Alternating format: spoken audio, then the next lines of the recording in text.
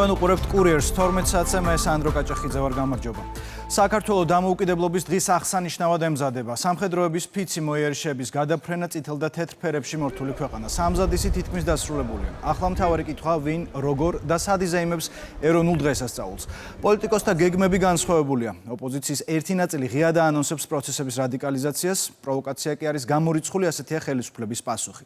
ნანა გოგატაძემ მოისმინა პოლიტიკოსთა შეფასებები უსუერთდება ახლა ჩვენს ეთერს და ვინ რისთვის ემზადება და ვინ იზიარებს ცალკეული ოპოზიციონერი პოლიტიკოსების ძალადობრივ მოწოდებებს. ორი დღე რჩება სახალხო დღესასწაულის აღნიშვნამდე და პოლიტიკურ სპექტრში უკვე მიმდინარეობს ბოლო სამზადისი, თუმცა როგორც ჩანს, ხელისუფლების ოპონენტებს აქვთ განსხვავებული გეგმა და ისინი ცალკე აპირებენ 26 მაისის აღნიშვნას დედაქალაქის მთავარ გამზირზე. მართლ გუნდში ამბობენ, რომ ოპოზიციის ერთადერთი გეგმა არის ერთიანობის დღე აქციონ დაპირისპირების დღეთ და ამის თქმის საფუძველს ქართული ოცნების წარმომადგენლებს ოპოზიციონერი ლიდერების მხრიდან გაკეთებული ეთერებში გაკეთებული პოლიტიკური განცხადებები აძლევს, თუმცა ქართულ ოცნებაში ამბობენ, რომ ოპოზიციის გეგმა რეალობად ვერ იქცევა. რაც შეეხება თავად ხელისუფლების ოპონენტებს, მაგალითად, გახარიას გუნდში ამბობენ, რომ 26 მაისისთვის ისინი იქნებიან დედაქალაქის მთავარ გამზირზე ხალხთან ერთად, თუმცა არც ერთი პლატფორმის გარშემო, ასევე გახარიას გუნდში ამბობენ, რომ ამ დღის გამოყენება არ უნდა მოხდეს ვიწრო პოლიტიკური ინტერესებისთვის. 26 მაისი ეს არის სახალხო დღე ჩვენს ქვეყანაში, ჩვენი უახლესი ისტორიისთვის ძალიან მნიშვნელოვანი დღე არის, როდესაც ჩვენ ერთიანობით მივახციეთ ძალიან წინ გადადგმულ ნაბიჯს. ასევე ძალიან მნიშვნელოვანია, რომ ამ დღეს ყველამ ერთად უნდა აღვნიშნოთ ქვეყნის მთავარ გამზირზე ეს დღე და ეს დღესასწაული. ჩვენ არც ერთი პლატფორმის ფარგლებში არ ვიქნებით წარმოდგენილები ამ დღეს როგორც ორგანიზატორები. ძალიან მნიშვნელოვანია, რომ ამ დღეს ერთიანად ვიდგეთ ხალხთან ერთად და ჩვენს ამომრჩევლებთან ერთად. და ძალიან მნიშვნელოვანია ასევე ის, რომ ამ დღის გამოყენება არ მოხდეს პარტიული ინტერესებისთვის და დაუშვებელია ესეთი ეროვნული მნიშვნელობის დღე ნებისმიერმა პარტიამ და სუბიექტმა გამოიყენოს იმისთვის, რომ მოხდეს ხალხში დაპირისპირება. რადიკალურმა ოპოზიციამ როგორც ჩანს ახალი დავალება მიიღო ქვეყნის გარედან, რომ მათ შორის 26 მაისი ქვეყნის დამოუკიდებლობის და ერთიანობის დღე აქციოს დაპირისპირების დღე. თქვენ იცით, რომ ორგანიზებას უკეთებს ოპოზიცია რადიკალურ ჯგუფებს, მათ შორის ჩამოყავთ ის ევროპარლამენტარები, რომლებიც გამოირჩევიან ჩვენი ქვეყნის მიმართ უპატივცემულობით. ეს იმას ნიშნავს, რომ ისინი გეგმავენ 26 მაისს გარკვეულ დაპირისპირებას საზოგადოებასა და მათ შორის, თუმცა თქვენ იცით, რომ ჩვენ ღირსეულად ჩავატარებთ 26 მაისს, როგორც დედაქალაქში, ასევე რეგიონებში. სამწუხაროა, რომ ოპოზიცია ისევე როგორც 9 აპრილის აქციის დაპირისპირების დღეს ახლა გეგმავენ ეს ყველაფერი უკვე 26 მაისს განახორციელონ. 26 მაისი არის საქართველოს დამოუკიდებლობის დღე და თუ ვინმე აპირებს საწინააღმდეგო აქციას, ეს ნიშნავს, რომ მიდიან საქართველოს დამოუკიდებლობის წინააღმდეგ, საზოგადოების წინააღმდეგ. რა თქმა უნდა, სახელმწიფო უწყებები შესაბამისი ამის საშუალებას არ მისცემენ და არც ქართული საზოგადოება ზოგადად, მაგრამ განსაკუთრებით ვეუბნები ჩვენს პარტნიორებს, ელჩებს, რომ აიღონ პასუხისმგებლობა ნებისმიერ ისეთ პროვოკაციაზე, რომელსაც სავარაუდოდ თუ ჩაიდენს სამოქალაქო სექტორი, ეგრეთ წოდებული NGO-ები, გამომდინარე იქიდან, რომ მათ სწორედ უცხოელი პარტნიორები აფინანსებენ. ვინ, როგორ და სად შეიკრიბება ეროვნულ დღესასწაულზე, ოპოზიციის გეგმა უკვე ცნობილია, ისინი მივლენ დედაქალაქის მთავარ გამზირზე, პარლამენტის მიმდებარე ტერიტორიაზე, კონკრეტულმა პოლიტიკოსებმა უკვე დაანონსეს პროცესების რადიკალიზაცია, თუმცა როგორი იქნება მათი დღის წესრიგი ამ დღისთვის, თემასთან დაკავშირებით კონსულტაციები თითქმის ყოველდღიურად მიმდინარეობს სალომე ზურაბიშვილთან. მადლობა ნანა, ეს იყო ნანა გოგატაძე. საქართველოს დამოუკიდებლობის დღისადმი მიძღვნილი ღონისძიებების მოსამზადებელი სამუშაოები დასკვნით ეტაპზეა. აღლუმისა და წვევამდელების ფიცის დადების ცერემონიის შემდეგ მოვისმენთ ხელისუფლების წარმომადგენლების სიტყვას. 26 მაისს თავისუფლების მოედანზე მისულ მოქალაქეებს სხვადასხვა სახის გასართობი ღონისძიება ელოდება. ტრადიციულად დედაქალაქის მთავარ მოედანზე მოეწყობა სამხედრო აღჭურვილობისა და ჯავშან ტექნიკის გამოფენა. დამოუკიდებლობის ძალიან მნიშვნელოვანი თარიღია თავდაცვის ძალებისთვის. ამიტომ ჩვენ ვემზადებით თავდაცვის ძალების პირადი შემადგენლობა. გვექნება როგორც თბილისში, ასევე საქართველოს დიდ რეგიონულ ცენტრებში 21 ადგილზე გამოფენა შეიარაღების და აღჭურვილობის ძალიან საინტერესოა, როგორც ეროვნული დღესასწაული მოუწოდებ ყველას, რომ ერთად შევხვდეთ ამ ყველაფერს და ერთად ვიზეიმოთ ჩვენი თავისუფლების და დამოუკიდებლობის დღე. წელს ტრადიციულად ფიცი დაიდება საქართველოს ისტორიის, კულტურის, საგმირო დიდების იმ ადგილებში, რომელიც უკვე ძეგლად იქცა და ქართველისთვის, ყოველი ქართველისთვის საამაყოა. კიდევ ერთ რეპეტიციას გავდივართ. ისე ჯარისკაცულად უდიდესი მადლობა ქართულ ჯარს, უდიდესი მადლობა, იმიტომ რომ ჩემთვის ეს ძალიან დიდი პატივია ყოველთვის მათთან მუშაობა. საქართველოს დამოუკიდებლობის დღეს ირაკლი კობახიძეს რეჯეპ ტაიპ ერდოღანი ულოცავს. თურქეთის პრეზიდენტი ყურადღებას ამხვილებს ორ ქვეყანას შორის არსებულ სტრატეგიულ პარტნიორობაზე. პატივცემულო პრემიერ-მინისტრო ძვირფასო მეგობარო, ჩემი და თურქი ხალხის სახელით გულით ადადგილოცავთ თქვენ და ქართულ ხალხს საქართველოს დამოუკიდებლობის დღეს, წერს ერდოღანი. საქართველოს დამოუკიდებლობის დღისადმი მიძღვნილი საზეიმო მიღება გაიმართა აზერბაიჯანში. ღონისძიებაზე ქართული სამოსისა და სამკაულის მრავალსაუკუნოვანი ტრადიციის წარმოჩენის მიზნით საქართველოს სხვადასხვა კუთხის ეროვნული სამოსი და სამკაულები გამოფინეს. საზოგადოებას სიტყვით მიმართეს საქართველოს ელჩმა აზერბაიჯანში და აზერბაიჯანის რესპუბლიკის პარლამენტის თავმჯდომარემ. მიღებას საქართველოს კულტურის მინისტრი თინათინ რუხაძეც დაესწრო. მოგვიანებით ჰეიდარ ალიევის ცენტრში გაიმართება საზეიმო კონცერტი. უმნიშვნელოვანესია, რომ საქართველოს დამოუკიდებლობის დღე აღინიშნება არა მხოლოდ ჩვენ ქვეყანაში, არამედ ჩვენი ქვეყნის გარეთაც. საქართველოს კულტურა არის ის თემა, რომელიც ყველაზე ხმამაღლა ჟღერს მთელ მსოფლიოში. ყველა მიცის, რომ ევროპისა და აზიის გასაყარზე არის პატარა ქვეყანა, რომელსაც აქვს ყველაზე დიდი და ამბიცია, რომ კულტურაში ვართ ნამდვილად უნიკალურები. ჩვენ მოგვეცემა საშუალება წარვსგეთ აზერბაიჯანელი მაყურებლის წინაშე და არაჩვეულებრივი კონცერტი და არაჩვეულებრივი დაუვიწყარი საღამო ვაჩუქოთ ჩვენს მეგობარ ქვეყანას. მოხარული ვართ, რომ კონცერტის დასრულების შემდგომ მიღებულია გადაწყვეტილება და ჰეიდარ ალიევის ცენტრი განათდება ქართული დროშის ფერებში. ასევე ოლიმპიური სტადიონი 26-ში განათდება ქართული დროშის ფერებში. პირველ რიგში ძალიან დიდი მადლობა უნდა გადაუხადო საქართველოს კულტურის სამინისტროს ამ ფანტასტიკური პროექტისათვის, რომელიც დაიწყო დღეს და 22 ქვეყანაში იქნება წარდგენილი ქართული ხელოვნება და ეს არის უნიკალური შესაძლებლობა. დამოუკიდებლობის დღეს სხვადასხვა ღონისძიებით აღნიშნავენ საზღვარგარეთ საქართველოს დიპლომატიური მისიები. საზეიმო ღონისძიება იყო პოლონეთის დედაქალაქ ვარშავაშიც.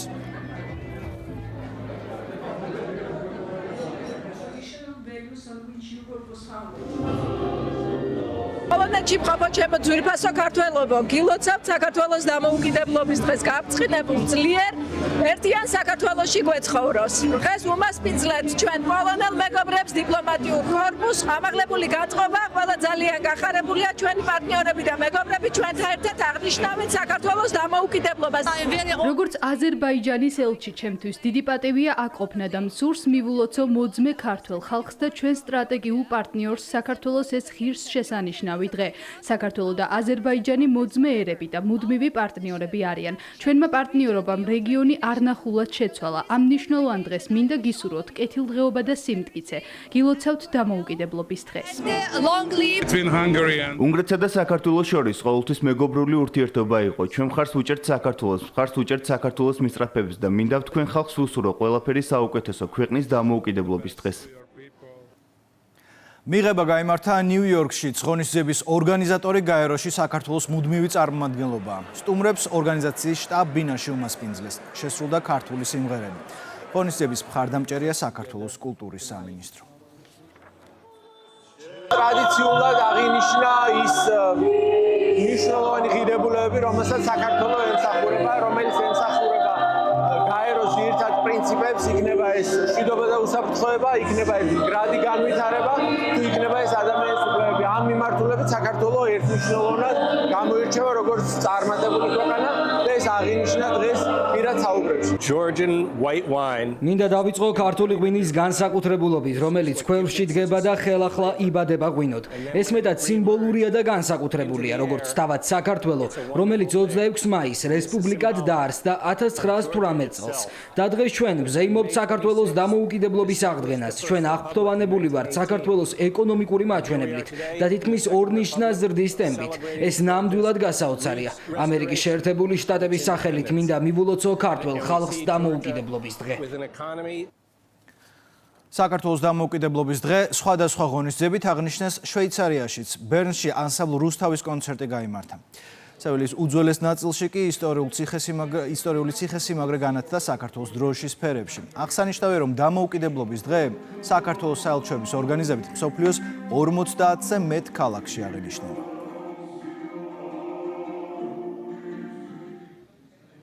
მოგესალმებით ესპანეთის ულამაზესი ქალაქიდან, სევილიიდან, სადაც მაქვს პატივი ვიყოს საქართველოს საპატიო კონსული და მინდა გულითადად მივულოცო ქართველ ხალხს და სრულიად საქართველოს დამოუკიდებლობის დღე. All the best. სხვა თემები რუსეთ-უკრაინის ომი. რუსებმა გამთენისას კიევს დრონებითა და ბალისტიკური რაკეტებით შეუტიეს. არიან დაშავებულები. ერთ-ერთი დრონის ფრაგმენტმა საცხოვრებელი კორპუსის ზედა სართული დააზიანა. საცხოვრებელ შენობაში ხანძარიც გაჩნდა.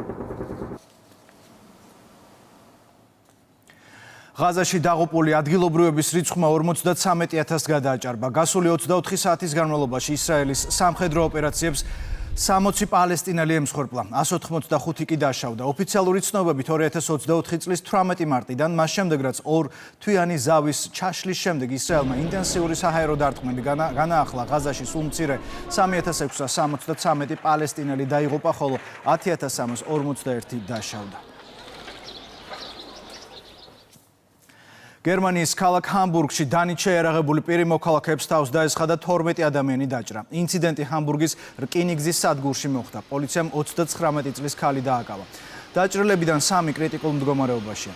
თავდასხმის მოტივი უცნობია. პროკურორის შეურაცხყოფისთვის კოლუმბიის ოლქში მცხოვრები მოქალაქე ემილი გაბრიელა სომერი დააკავეს. საქმე ეხება 8 მაისს მომხდარ ინციდენტს, რომლის დროსაც მოქალაქემ ამერიკის შეერთებული შტატების დროებითი ვადით არჩეულ პროკურორს ინტერვიუს მიმდინარეობისას შეურაცხყოფა მიაყენა. გაბრიელა სომერს ბრალი წაუყენეს სახელმწიფოს წარმომადგენელზე თავდასხმაში წინააღმდეგობის გაწევასა და ხელის შეშლაში. ამერიკის შეერთებული შტატების სასამართლომ დონალდ ტრამპის ადმინისტრაციის მიერ ჰარვარდის უნივერსიტეტის საერთაშორისო სტუდენტების ჩარიცხვის უფლების ჩამორთმევის გადაწყვეტილება შეაჩერა. მოსამართლემ დროებითი შემზღუდველი ორდერი გამოსცა. სასამართლოში შეტანილ საჩივარში ჰარვარდის უნივერსიტეტი ტრამპის გადაწყვეტილებას ამერიკის შეერთებული შტატების კონსტიტუციისა და სხვა ფედერალური კანონების დარღვევად მიიჩნევს.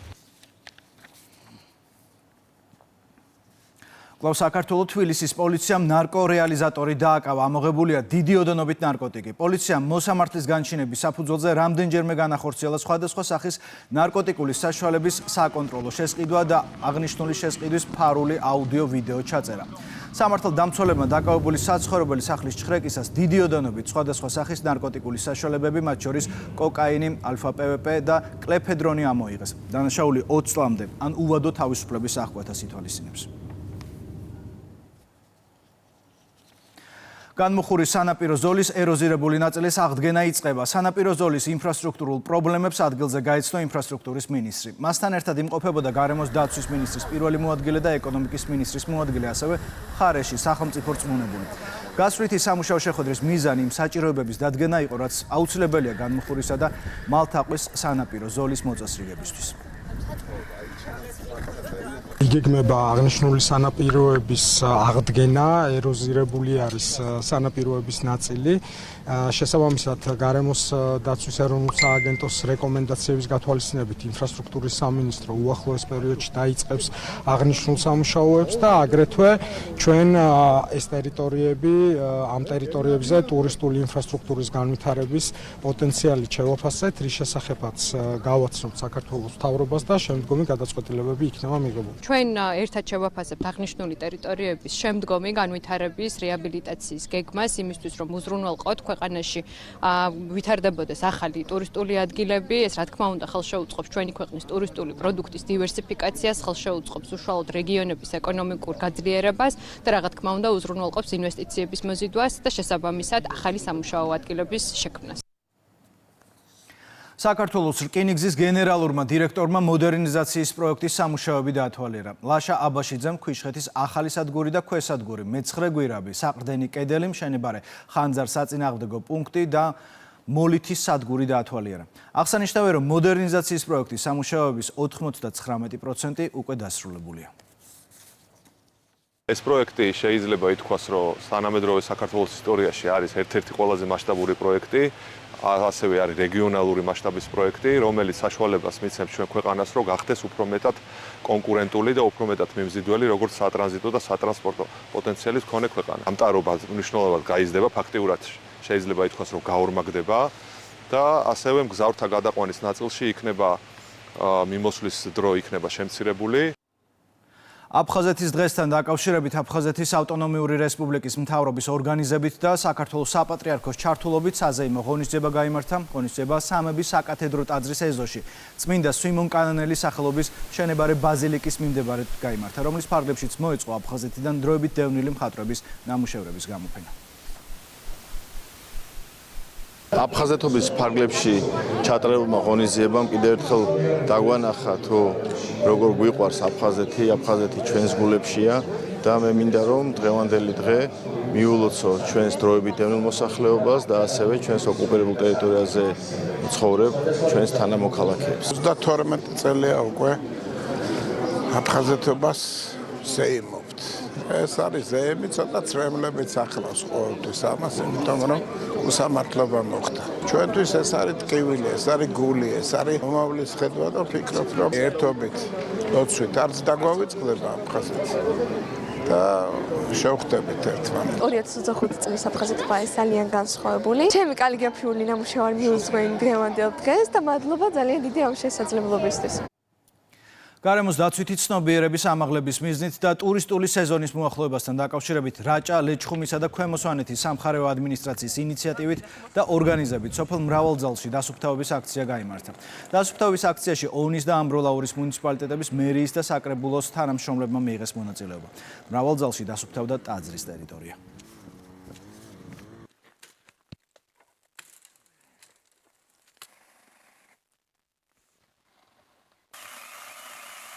სოფელ მრავალძალში ტურისტული სეზონის დაწყებასთან დაკავშირებით დავიგეგმეთ დასუფთავების აქციაზე. აქციაში მონაწილეობას იღებს რაჭა-ლეჩხუმ ქვემო სვანეთის წვნებულის ადმინისტრაცია, ორის მუნიციპალიტეტი და ამბროლაურის მუნიციპალიტეტი. ვფიქრობ, ამდაგვარი აქტივობები ჩვენს რეგიონში აუცილებელია. ჩვენ აუცილებლად გავაგრძელებთ ამ მიმართულებით კიდევ უფრო კარგი საქმის კეთებას. მინდა მოგიპატიჟოთ რაჭა-ლეჩხუმ ქვემო სვანეთში ტურისტული სეზონი ძალიან მალე გაიხსნება ჩვენს რეგიონში. ილია ჭავჭავაძის სახელობის ეროვნულ ბიბლიოთეკაში ქართული კლასიკური მუსიკის საღამოების რიგით მეორე კონცერტი გაიმართა. თამარ ლიჩელის ორგანიზებით გამართული კონცერტები არა მხოლოდ დედაქალაქში, არამედ რეგიონებში ჩატარდა. ეს გახლავთ კონცერტების სერია ქართული კლასიკური მუსიკის საღამოები, რომელიც მიზნად ისახავს ქართული კომპოზიტორების ნაწარმოებების პოპულარიზაციას. დიდი მადლობა მინდა გადავუხადო ჩვენს მხარდამჭერებს, ეს გახლავთ საქართველოს კულტურის სამინისტრო, თბილისის მერია, საქართველოს ჭავჭავაძის სახელობის საქართველოს ეროვნული ბიბლიოთეკა, აი ამ ულამაზეს დარბაზში ტარდება სწორედ დღეს კონცერტი. დღევანდელი საღამო ეძღვნება ქართულ მუსიკას. რამდენადაც მე ვიცი, ქალბატონი თათა ლიჩელისგან იგი სისტემატიურად მართავს ამ ტიპის ღონისძიებებს მთელს საქართველოში. რასაკვირველია, ამას ძალიან დიდი მნიშვნელობა აქვს ქართული მუსიკის პოპულარიზაციისთვის და იმის გაცნობიერებისთვის, რომ ქართველმა ერმა შექმნა მე-20 საუკუნეშიც და 21 საუკუნეშიც საკმაოდ ანგარიშგასაწევი ხელოვნება და მუსიკა. არა მარტო საქართველოში, საქართველოს გარეთაც ძალიან ბევრმა ძალიან კარგად იცის ქართული მუსიკის და ქართული კომპოზიტორების ღვაწლი საერთოდ მსოფლიო მუსიკალურ ხელოვნებაში. თამოყრილი იქნება თუ თითქმის ყველა კლასიკური მუსიკის ფუძემდებლების ნაწარმოებები. ეს არც ისეთი პატარა და ადვილი საქმე. არა მარტო დღეს 24-ში ეს იგივე გამეორდება თელავის მსმენელთან. თბილისის დიდ საკონცერტო დარბაზში მომღერლის მუსიკოსისა და პიანისტის ეკა კვალიაშვილის საიუბილეო საღამო სახელად აქ სიყვარულია გაიმართა. საღამოს მუსიკალურად მაესტრო ზურაბ მახნიაშვილი, სიმებიანი ორკესტრი და ინსტრუმენტული ბენდი აფორმებდა.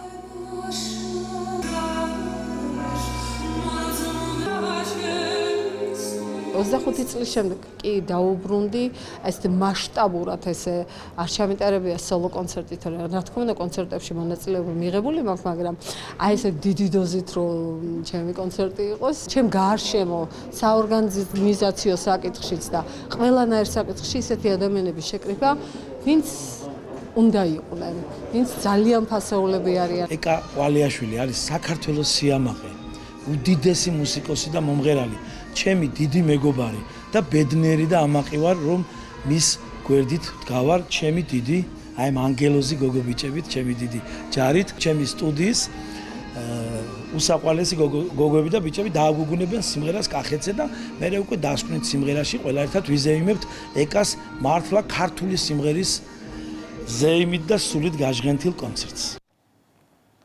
საქართველოს პირველად პროფესიულ კრივში კამრის გათამაშებას უმასპინძლა, რომელიც ქართველი სპორტსმენის გამარჯვებით დასრულდა. მთავარი ორთა ბრძოლა მსოფლიო სარეიტინგო შეხვედრების დასრულების შემდეგ გაიმართა. ირაკლი მელიქიშვილმა IBS მსოფლიო კამარი მოიპოვა. მისი მეტოქე ირანელი სპორტსმენი იყო, რომელმაც ბრძოლა აქტიურად დაიწყო, თუმცა 10 რაუნდიან დაპირისპირებაში ქართველმა მოკრივემ მას ქულებით აჯობა.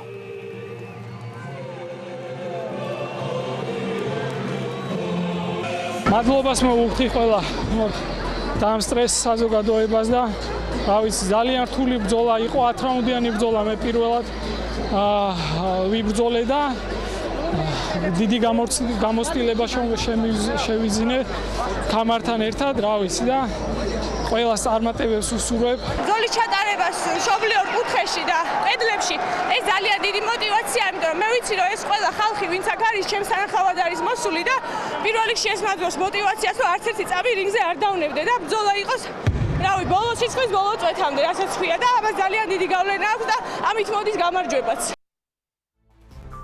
კურიერი პირდაპირ ეთერში 3 საათზე დაბრუნდება, მანამდე კი დღის ყველა სიახლეს გაეცანით ვებგვერდზე rustavi2.gi. დროებით.